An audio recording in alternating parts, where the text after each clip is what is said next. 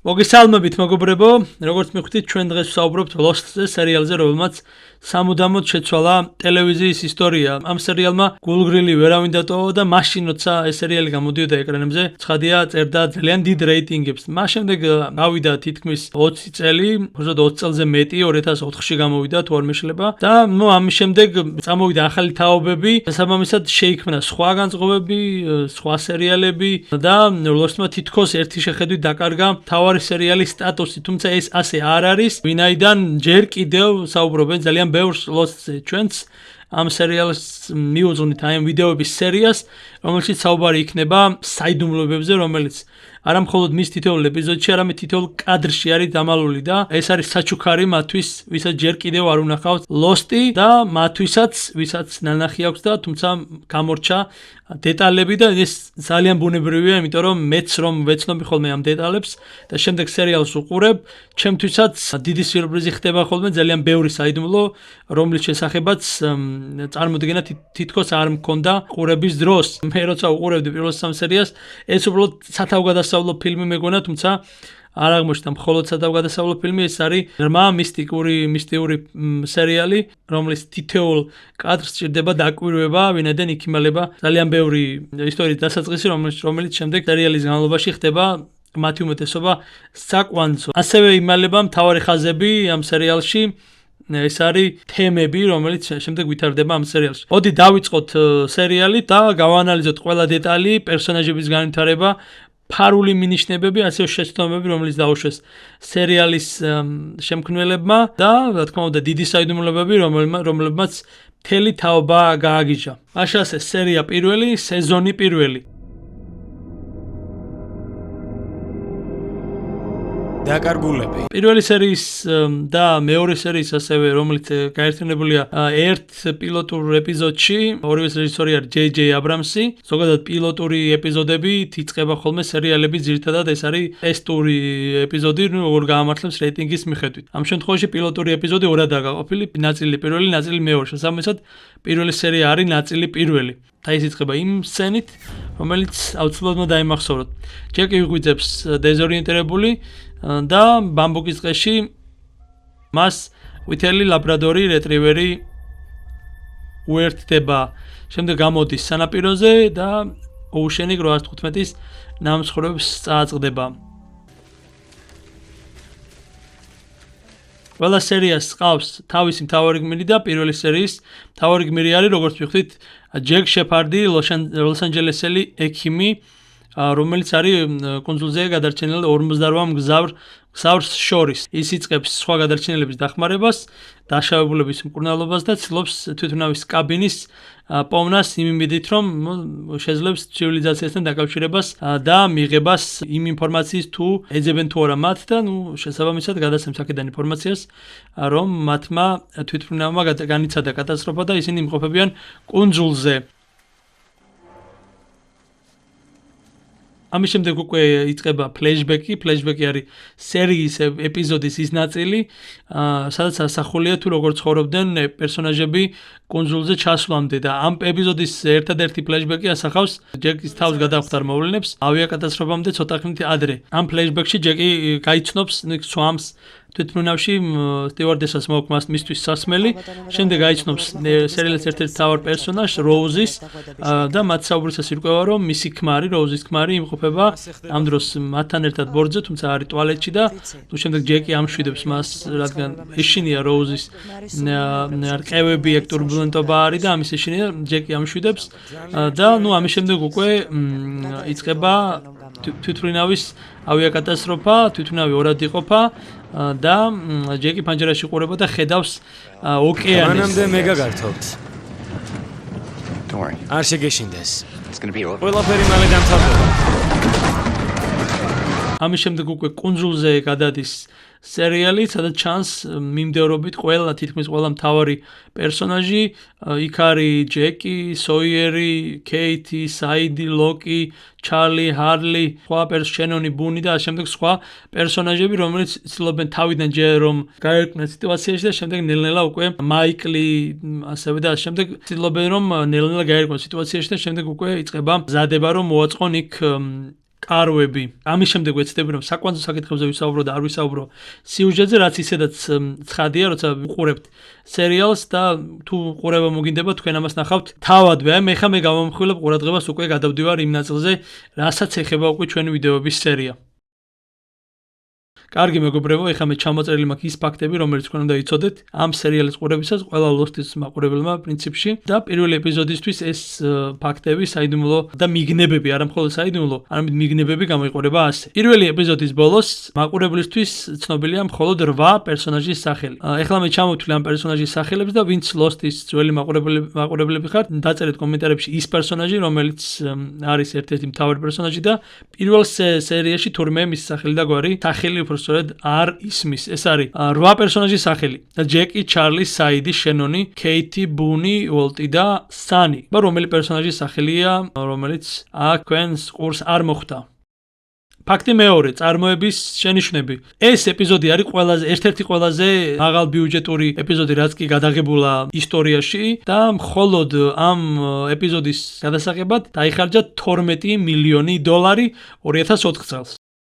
თავდაპირველად ამ სერიაში იგეგმებოდა მთავარი პერსონაჟის ჯეკის მოკვლა. გადარჩენილთა ფაქტობრივი ლიდერის რანგში მას ჩაანაცვლებდა ქეითი, თუმცა ტელევიზიის მხრიდან ამაზე მკაცრი წინააღმდეგობა გამოითქვა, ამიტომ სცენარისტებმა გადაწყვიტეს ჯეკი შეენარჩუნებინათ ამ სერიალში. ხოლო მის ნაცვლად ხანმოკლე პერსონაჟი პილოტი შემოიყვანათ და ამ პილოტს მერე ჯეკის სცენარი დაუწერეს და ის პილოტი მერე ამიტომაც არის ხანმოკლე რაბედიც ეწია მას სერიალში. ამ პილოტის როლს ასრულებს გრეგ გრიუნბერგი. ეს ახლა შეიძლება ბევრს არ ეცნობოდეს ეს სახელი და გვარი, მაგრამ ეს არის ჯეი აბრამსის ბავშვობის მეგობარი, რომელიც ერთგვარად იღბლიან თილისმის როლს ასრულებს და ჩნდება თითქმის მის ყველა სერიალში, ფილმში და ასე შემდეგ. კიდევ ერთი მიგნება მეგობრებო, ამ სერიალის პროდიუსერი ბრაიან ბურკი ამბობდა, რომ ამ ეპიზოდში სპეციალურად არ გამოიყენეს მკვეთრი წითელი ფერი და იყო ეს ძალიან შემცირებული ამ სცენაში, ვინაიდან იქ იყო სისხლის რამდენიმე წვეთი, რომელზეც უნდა მომხდარიყო მაყურებლების კონცენტრაცია და რომ არ დაკარგული იყო კონცენტრაცია, ამისთვის სხვა ირგვლივ, ესე იგი, მთელ სცენაში წითელი ფერი მკვეთრად შეამცირეს. კიდევ ერთი მიგნება მეგობრებო, კეიტი და ჩარლი როცა გამორბიან კაბინიდან, მათი გადაღება სირბილისას შეუძლებელი აღმოჩნდა, ამიტომ ადგილზე დარბიან, სპეციალური მეთოდი გამოიყენებს, ისინი ადგილზე დარბიან და ჯუნგლებში მათი სირბილის გადასაღებად, უბრალოდ ილუზიის შესაქმნელად გამოიყენეს გრძელი ლინზა ფონის ფოკუსირების გამო და კამერის კანკალი. ეხლა ვისაუბროთ წაშლილი სცენებზე, ისევე როგორც სხვა ეპიზოდებში, აქაც არის წაშლილი სცენები. მაგალითად, ამოჭრეს ჩარლის და სოიერის პირველი სიტყვები ერთმანეთის მიმართ. ამ ეპიზოდში, უბრალოდ ამ კადრში ჩარლი სოიერს თხოვს სიგარეტს. ასევე ამოჭრილია ჰარლისა და ლოკის საუბარი, სადაც ჰარლი ეკითხება ლოკს, რომ აირჩიოს 2 ოკეანური კერძიდან ერთ-ერთი, ქათამი თუ ლაზანია და ესეც ამოჭრეს ამ კადრიდან. ასევე ამ ეპიზოდიდან ამოჭრეს ქეითის სიტყვები ჯეკის მიმართ. ჯეკისთვის მას უნდა ეთქვა, რომ ის იყო ახალი ზელანდიიდან, მერე უნდა ეტირა. ზოგადად ეს ორი სცენა, როცა ჯეკს ეხმარება ქეითი, იყო ერთ სცენად გაერთიანებული, თუმცა შემდეგ ორად გაყვეს და ამოიღეს ქეითის ეს საუბარიც. ასევე ამოჭრეს მაიკლისა და ვოლტის პირველი სცენა, რომელიც უფრო გრძელი იყო და იქ მაიკლი შოს ეუნებოდა, რომ მას თავის შვილი უყვარდა, ეს სცენა მიყვარხარ ამოჭრეს ამ ეპიზოდიდან და ზოგადად ამ სცენიდან. ასევე ამ სცენიდან ამოჭრეს კიდევ ერთი სცენა, სადაც ჯეკი ეკითხება ქეითს ამ ახალ ზელანდიაში გატარებულ დროზე და ქეითი საპასუხოდ იმისთვის, რომ სხვა თემაზე გადაიტანოს საუბარი, ჯეკის ტატუებზე ეკითხება და ეს ტატუების თემა შემდეგ აქედან რომ ამოჭრეს, სხვანაირად განავითარეს და მაგას თქვენ ნახავთ უკვე ჯეკის ტატუების თემას სხვა ეპიზოდებში. ასევე ამ ეპიზოდიდან არის ამოჭრილი კიდევ ერთი საუბარი ჯეკისა სხვა პერსონაჟთან, ასევე აქედან ამოჭრილია შენონის საუბარი ჩარლისთან და იქ საუბარი ემაზე, რომ ზისგან დამცავ კრემზე დასცინის ჩარლი, მას შემდეგ რაც ის ათხოვებს ამ დამცავ კრემს. ასევე ამოჭრილია სოიერის და საიდის შხუბი, მას შემდეგ ის რაც საიდი მას გამოაგდებს თავის მიერ გაკეთებული კარავიდან თუ რაც არის, სოიერი მას ეძახის, ამ გამოგდების შემდეგ ეძახის ოსამას და ეს საუბარი მერე ჩხუბში გადაიზრდება და ეს ჩხუბიც ამოჭრილია ამ ეპიზოდიდან. ახლა უკვე ვისაუბროთ შეცდომებზე, რომელიც დაუშვეს ამ ეპიზოდის გადაღებისას სერიალის მესოვრებმა. ესე იგი, აქ რამდენიმე შეცდომა არის, როუზზე არის, როუზის საქორწინო ბეჭედზე არის საუბარი, რომელიც ამას არ უკეთია კისერზე, ყელსაბამის სახით და ის სხვა ეპიზოდში ამბობს, რომ ის ყოველთვის ამას აკეთებს. ასევე საუბარია უშენეგზე, Boeing 777-ის ნაცვლად, როცა ჯეკი იქ დარბის ნამსხვრევებში, ამბობენ ფანები, რომ იქ 6 ბორბლის ნაცვლად 4 ბორბალი აქვს, რაც ნიშნავს, რომ არ არის Boeing 777, კიდე არის ძრავზე რაღაც დეტალები, რაც მიანიშნებს, რომ ეს არ უნდა იყოს Boeing 737. ფლეშბექის დროს, როცა ჯეკი თავის ადგილიდან დგება, ბარგის სადგამზე, დასაჯდომი ადგილის ნომერია 23 HIJ. თუმცა იმ მხარეს, სადაც ჯეკი ზის, უნდა ეწეროსო 23 ABC. ეს შეცდომას იპოვეს ფანებმა. ასევე ქალი, რომელიც როუზის წინ ზის, 22D ადგილზე, მოგვიანებით ჩანს, რომ კუდის სექციის პირველ რიგში ზის და 22D ადგილი იმ სცენაში უკვე ცარიელია. ასევე საუბარი იმაზე, რომ იქ შავი ობიექტი ჩანს, ტურბინის ძრავის აფეთქებამდე იმ ეპიზოდში, რაც მიანიშნებს, რომ ეს შეიძლება იყოს ურჩხული, ეგრეთ წოდებული შავი ბოლი, თუმცა ამბობენ ფილმის გადამღები ჯგუფი, პროდიუსერები ამბობენ, რომ ეს იყო გადამღები ჯგუფის შეცდომა, შემდეგ ცუდი კომპიუტერული გრაფიკის გამო და ამიტომ ეს არ არის ამით დაკავშირებული სცენართან და სიუჟეტთან, უბრალოდ არის კომპიუტერული გრაფიკის შეცდომა. ასევე საუბარი იმაზე, როდესაც ურჩხული პილოტს იჭერს და თვითმფრინავიდან გამოყავს, კეტის უკან ფანჯარაზე დიდი რაოდენობით სისხლი ჩანს, თუმცა შემდეგ ეს ფანჯარა ისევ სუფთაა, მაგრამ იქვე არის მითითებული, რა შეიძლება იყოს ამის მიზეზი, ერთ-ერთი შესაძლო ახსნა ის არის, რომ ძლიერი წვიმა არის ამ დროს და შეიძლება იმან ჩარეცხა ფანჯარაზე ეგ სისხლი. ასევე არც მნიშვნელოვანი შეცდომა, რომელიც იპოვეს ფანებმა, პირველ ღამეს, როცა მონსტრის ხმა ისმის, ყველა გადარჩენილი ერთად იკრიბება, მაშინ ჯეკი და ქეითი მაიკლის და ვოლტის წინ დგანან, ხოლო როცა კამერა მათკენ ბრუნდება, მაიკლი და ვოლტი უკვე მათგან მოშორებით დგანან. ცხადია, ეს ახლა რამდენიმე დუბლი არის გადაღებული, სხვადასხვა ეპიზოდია და გასაგებია შეცდომა მოუვიდათ სხვადასხვა მხარეს აღმოჩნდნენ პერსონაჟები.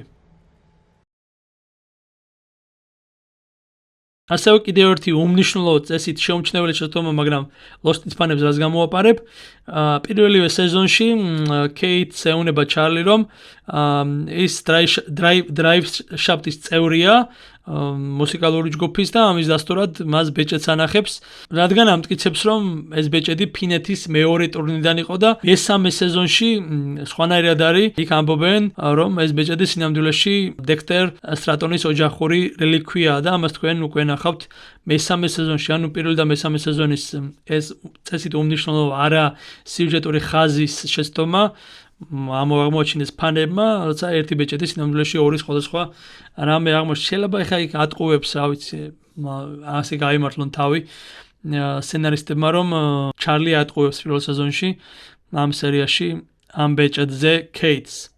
ეს სიმღერა არ მოგისმენია? კი, მაგრამ ვერ ხვდები რა შუაშია. ჩემია დრაივ შაფტი, შეხედე ბეჭედს, მეორე ტურის არის ფინეთის. დრაივ შაფტი არ გაგიგია? ბენდი?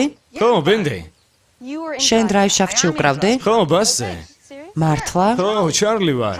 ახლა უკვე გადავდივართ, მეგობრებო, განმეორება თემებზე, ამაზე ჩვენ ბევრს ვისაუბრეთ სხვა ეპიზოდებში, არა მხოლოდ განხილვისას, ცალ-ცალკე ავწერთ ამ თითოეულ განმეორებად თემას და მოდი ახლა უბრალოდ გადავიკითხოთ ეს განმეორებადი თემები ამ ეპიზოდში რა თემებია. პირველი ეპიზოდი იწყება ჯეკის თვალის ახლო ხედით, რომელიც უკან იხევს და ჯუნგლებში მარტო მყოფს აჩვენებს. აქ ორი თემა არის, ეს არის თვალები და იზოლაცია. ორი განმეორებადი თემა, რომელზეც ჩვენ მერე ვისაუბრებთ. კლერი ჯეკს ეუნება, რომ 8 თვის ორსულია. ჭენ თვები დამეწყო. რამდენი თვის ხარ? 8 თვის. აქ ციფრი 8 და ორსულობა ორი თემა, რიცხვები და ორსულობა ბავშვები. ეს არის ძალიან მნიშვნელოვანი განმეორებადი თემა და სიუჟეტური ხაზები ამ სერიალში.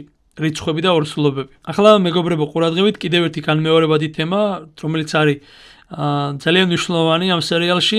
ჩარლი მარცხენა ხელის 4 თითზე თეთრ ლენტს იკრავს, რომელზეც შავი მარკერით აწერია Fate. აქ ერთდროულად ორი განმეორებადი თემა, უბრალოდ პრინციპში მესამე განმეორებადი თემაც ჩანს.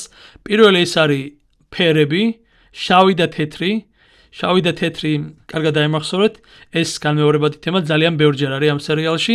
ასევე Fate, ანუ ბედი თავისუფალი ნების წინააღმდეგ ეს არის ერთ-ერთი ყველაზე ხშირი განმეორებადი თემა ამ სერიალში, რომელიც თითქმის ყველა პერსონაჟს გადახდება თავს ახასიათებს და რიცხვები, რომელზეც უკვე ვისაუბრეთ, მესამე, რომელიც შეგვიძლია დავამატოთ ამ თემას 4-ით და 4 ვიცით რომ მნიშვნელოვანი ციფრი არის 4-იც და 8-ც ამ სერიალში და ეს მეორე თანდათან უკვე ვინც ეხლა დაიწყეთ სერიალის ყურება, თანდათან უფრო ცხადი გახდება. შავი და თეთრი ჩანს ასევე მეგობრებო კეითისა და ჯეკის საუბრისას, როცა ის ჭრილობას უკერავს.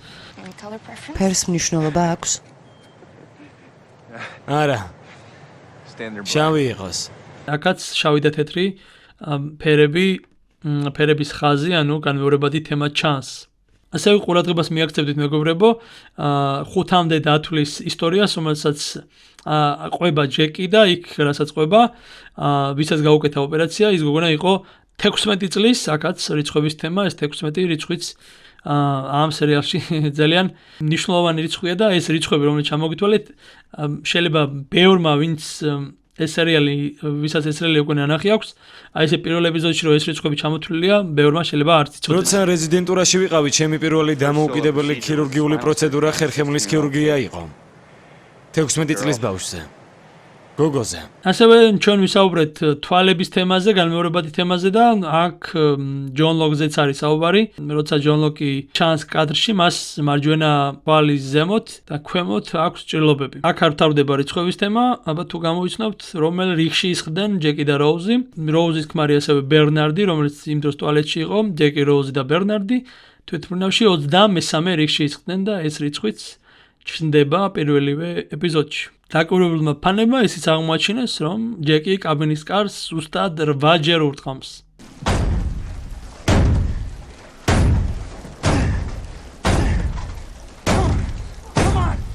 როცა პილოტი გონს მოიგება, ჯეკი ეუბნება, რომ ჩამოვარდნიდან 16 საათი გავიდა.